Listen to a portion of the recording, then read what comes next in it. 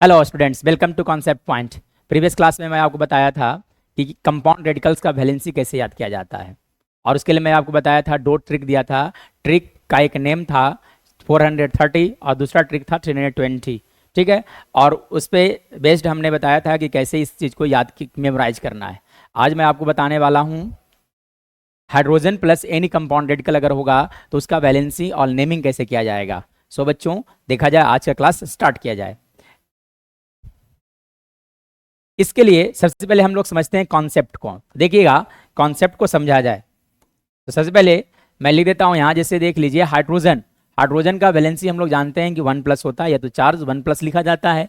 Oxygen के बारे में बात किया जाएगा बच्चों, तो ऑक्सीजन के लिए चार्ज किया जाएगा तो 2- होता है। ठीक है, अब देखिए, जब दोनों आपस में कंबाइन करेगा तो ये लिखाने वाला है OH।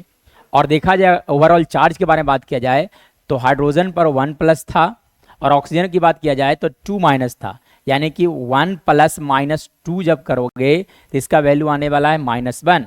यानी कि कहा जा सकता है कि हाइड्रोक्साइड पर ओवरऑल चार्ज होने वाला है 1-। हाइड्रोक्साइड पर चार्ज कितना होने वाला है? 1-। क्यों हो गया? क्योंकि हाइड्रोजन पर 1+ होता है और ऑक्सीजन पर 2- होता है। जब दोनों को ऐड करोगे तो वैल्यू आएगा 1-। यानी कि हाइड्रोक्साइड पर ओवरऑल चार्ज के बारे में बात किया जाएगा तो चार्ज कितना होता है? -1। यानी कि हाइड्रोक्साइड का वैलेंसी हो गया आपका -1 हो गया। यानी कि यहां से एक रूल बनता है। रूल क्या बना कि hydrogen plus any compound radical, hydrogen plus any compound radical अगर ऐड होगा तब आपको कंपाउंड रेडिकल का वैलेंसी 1 बढ़ा देना है। -2 था, हमने क्या किया? 1 बढ़ा दिया। 1 जब इंक्रीज करोगे -2 को तो वो हो जाएगा -1। यही ओवरऑल चार्ज हो जाएगा। सो हाइड्रोक्साइड का वैलेंसी हो गया -1। फॉर एग्जाम्पल, एक और एग्जाम्पल लिया जा सकता है। जैसे मैं अगर बात करूं, hydrogen plus any compound radical होगा तो वैलेंसी 1 बढ़ा देना है। ये देखिए, हाइड्रोजन प्लस मैं लिख देता हूं SO4। जब दोनों एक साथ लिखोगे तो लिखाने वाला है HSO4। अब देखा जाए, हाइड्रोजन की अगर बात किया जाएगा तो हाइड्रोजन पे चार्ज होता है 1, और सल्फेट पर -2, 1-2, यानी कि ओवरऑल कितना हो गया चार्ज? -1 कहा जा सकता है। यानी कि HSO4 का होल चार्ज -1 होगा। यानी कि HSO4 का वैलेंसी हो गया -1। ठीक है, अगर बात किया जाए इसके नेमिंग के बारे में, तो नेमिंग जब लिखना होगा तो इसे हम लोग बोलते हैं बाईसल्फेट। हाइड्रोजन को क्या बोल देना है? बाईसल्फेट। या इसका H को बोल देंगे हम लोग हाइड्रोजन, SO4 को बोला जाता है सल्फेट, इसलिए इसका नाम हो जाएगा हाइड्रोजन सल्फेट लिखा जाएगा। चार्ज कितना होगा? 1-। 1- क्यों हो गया? क्योंकि है ना, सल्फेट का वैलेंसी 2- होता है, हमने 1 बढ़ा दिया, इसलिए ओवरऑल इसका चार्ज आ गया 1-। अब देखा जाए सल्फाइड।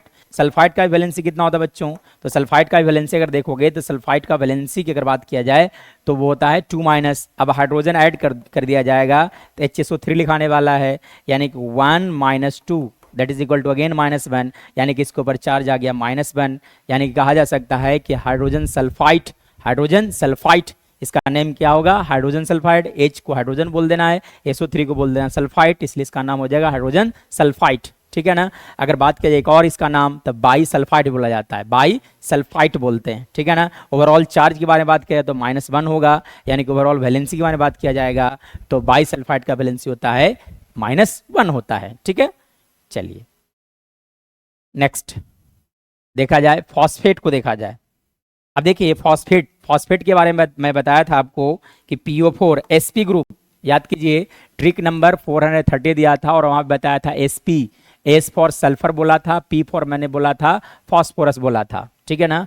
और SP ग्रुप, ये दोनों का जो वैलेंसी होता है ओवरऑल, है ना, सल्फेट की वैलेंसी के बारे में बात करें तो 2- लिखा जाता है, और फॉस्फोरस ग्रुप के बारे में बात करें तो 3- होता है। ठीक है, चलिए अब hydrogen plus any phosphate radicals मैं जोड़ देता हूं यहां पे। फॉस्फेट रेडिकल जैसे देखो, PO4, PO4 अब याद करो, ट्रिक मैं दिया था 430, नेमिंग के लिए बोला था AID। यहाँ पे हाइड्रो ऑक्सीजन का संख्या देखा जाए 4 है, इसलिए वर्ड यूज किया जाएगा 8। यानी कि PO4 को हम लोग क्या बोलते हैं? फॉस्फेट। इसके चार्ज के बारे में बात किया तो चार्ज 3- होता है। अब इसमें एक हाइड्रोजन जोड़ दिया जाएगा, तो एक हाइड्रोजन जब ऐड करोगे तो ओवरऑल लिखाने वाला है HPO4। चार्ज के बारे में बात करें तो 2- हो जाएगा। चार्ज कितना होने वाला है? 2-। यानी कि कहा जा सकता है कि HPO4 का वैलेंसी 2-1 होता है। अगर मैं बात करूं आपसे इसके बारे में, अगर बात किया जाए ये नेमिंग, तो नेमिंग इसका क्या होगा? तो H के लिए बोलोगे हाइड्रोजन, H के लिए नाम क्या हो गया? हाइड्रोजन। PO4 को बोल देना फॉस्फेट, इसलिए इसका नाम हो गया हाइड्रोजन फॉस्फेट। ठीक है, या तो एक और नाम नेमिंग किया जा सकता है बाई सल्फेट, क्या हो जाएगा, बाई सल्फेट लिखा जा सकता है। ठीक है, इन द सेम वे अगर देखा जाए H2PO4, अब देखिए यहाँ पर क्या ऐड हो गया, H2PO4, PO4 का वैलेंसी कितना होता है, 3- होता है, ठीक है ना, और हाइड्रोजन का कितना होता है, 2+, जब ऐड हो जाएगा तो ओवरऑल चार्ज कितना आने वाला है, -1, यानी कि इसके बारे में अगर बात किया जाए तो वैलेंसी ओवरऑल कितना हो गया, -1, ओवरऑल चार्ज कितना आ गया, -1, यानी कि H2PO4 का वैलेंसी हो गया बच्चों -1। अब देखा जाए हाइड्रोजन यहाँ पे 2 है, इसलिए डाई हाइड्रोजन क्या यूज करना है, di hydrogen phosphate, di hydrogen phosphate, PO4 के लिए फॉस्फेट लिख देना है, इसलिए इसका नाम हो गया डाई हाइड्रोजन फॉस्फेट, इसलिए इसका नाम होता है डाई हाइड्रोजन फॉस्फेट।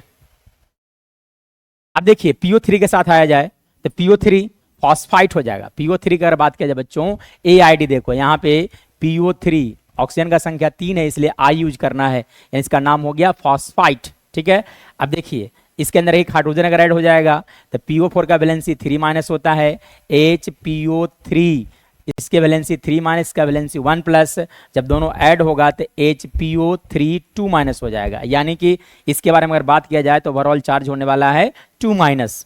ठीक है, अब इसके नाम के बारे में बात किया, 2 हाइड्रोजन है इसलिए नाम इसका होगा बाई फॉस्फाइट लिख दिया जाए, या सॉरी 1 हाइड्रोजन है इसलिए नाम हो गया बाई फॉस्फाइट बोला जाएगा, या तो इसी का नाम लिख सकते हैं हाइड्रोजन फॉस्फाइट।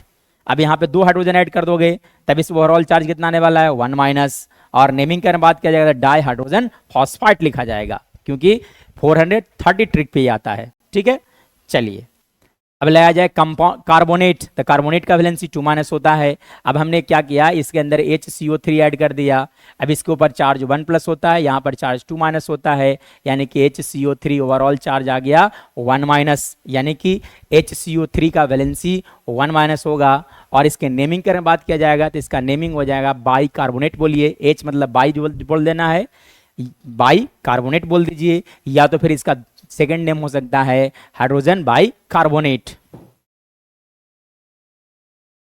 अब देखिए कुछ कुछ ऐसे रेडिकल्स हैं जिसके नेमिंग के लिए मैं ट्रिक नहीं बता सकता हूं, लेकिन हाँ कुछ तक मैं आपको याद करवा सकता हूं बाय यूजिंग दिस। जब मैं इसे बार बार यूज करूंगा तो धीरे धीरे धीरे ये चीजें जो है वो दिमाग में सेट कर जाता है। ठीक है ना, जैसे देखिए क्रोमेट, क्रोमेट की अगर बात किया जाएगा तो क्रोमेट का 2 रेडिकल्स होते हैं, एक होता है CrO4, एक लिखा जाता है बच्चों CrO4 लिखा जाता है, दूसरा होता है Cr2O7। क्रोमेट, क्रोमेट जो है वो sounds like crow, sounds like crow, और क्रो का पैर 2 होता है, इसलिए क्रोमेट किस भी फॉर्म में आएगा तो वैलेंसी उसका याद रखना है 2-। CrO4 इसे हम लोग बोलते हैं क्रोमेट, और इसका वैलेंसी हो गया 2-। Cr2O7 होगा तब भी इसका वैलेंसी कितना लिख देना है, 2- लिख देना है, यानी कि क्रोमेट हो या तो डाइक्रोमेट हो, दोनों का वैलेंसी 2- होने वाला है। ठीक है, परमैग्नेट, परमैग्नेट को लिखा जाता है MnO4 से, परमैग्नेट को लिखा जाता है MnO4 से लिखा जाता है, वैलेंसी की बात किया जाएगा तो 1-। अमोनियम, अमोनियम ये स्पेशल केस है क्योंकि यही एक ऐसा रेडिकल है जिसपे प्लस चार्ज में बताया, यानी कि अमोनियम पर चार्ज 1+ होता है और लिखा जाता है NH4 से लिखा जाता है।